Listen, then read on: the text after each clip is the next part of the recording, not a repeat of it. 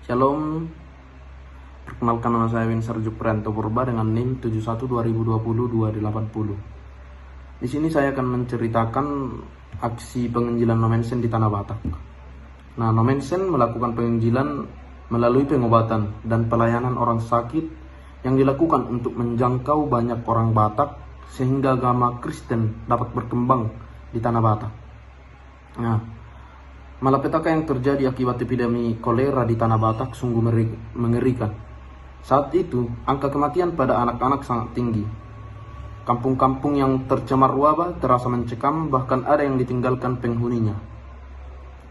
Sebagian besar keluarga memiliki lebih banyak anak di kuburan daripada di rumah. Diperkirakan 3/4 dari populasi anak yang dilahirkan telah meninggal sebelum usia 8 tahun. Demikianlah catatan IL Nomensen dalam suratnya pada tanggal 5 Juli 1875 yang menggambarkan situasi di kawasan Tanah Batak Toba, Tapanuli Utara. Nomensen adalah seorang misionaris jending, utusan dari Seminari RMG di Wuppertal, Bremen, Jerman. Dia bertugas menjadikan Tanah Batak sebagai ladang penginjilan.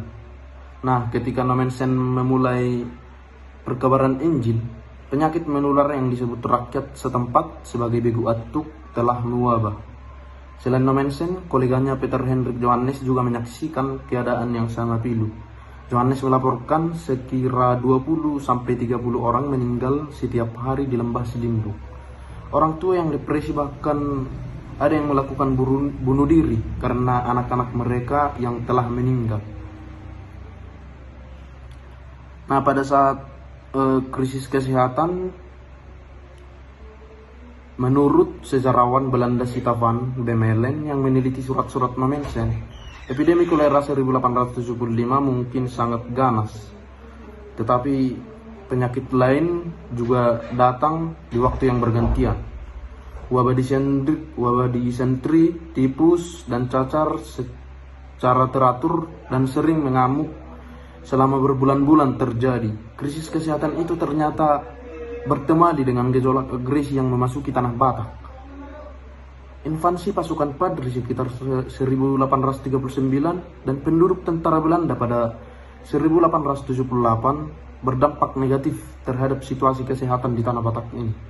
Hal ini dikarenakan persediaan makanan di kampung-kampung sering disita oleh musuh. Banyak orang mengalami demam terus-menerus, mengurangi resistensi mereka terhadap penyakit. Anak-anak remaja sangat rentan untuk terkena penyakit kolera tersebut. Di samping penyakit yang dijelaskan di atas itu, mereka juga kadang banyak yang meninggal karena penyakit lain seperti campak dan cacar air. Pada saat itu, Nomensen melihat langsung betapa buruknya tingkat kesehatan orang Batak. Pada tahun 1866, di seluruh lembah Silindung, ribuan anak sekarat karena cacar air. Banyak dari mereka yang sakit itu mencari pertolongan ke Hutadame, kampung Kristen yang dibangun oleh Nomensen. Sang misionaris menyadari Batak Mission yang dirintisnya mesti berpartisipasi dalam menghadapi krisis itu. Untuk itu, sekolah Kristen Batak Mission yang didirikannya beralih fungsi menjadi balai kesehatan. Dia terbukti sebagai orang yang diakon Kristen sejati dalam pelayanannya kepada orang sakit, mengorbankan waktu tidur yang sangat dibutuhkan. Nah, pada saat Nomensen melakukan pengobatan itu, banyak orang-orang Batak yang merasakan manfaat dari pelayanan kesehatan yang dibuat oleh Nomensen. Dengan demikian, mereka bersedia pula dibaptis. Pada masa gejolak epidemi kolera, Martin Lehman mencatat cukup banyak tokoh berpengaruh seperti raja-raja lokal di Tanah Batak maupun tetua adat yang berpindah keyakinan dari agama tradisional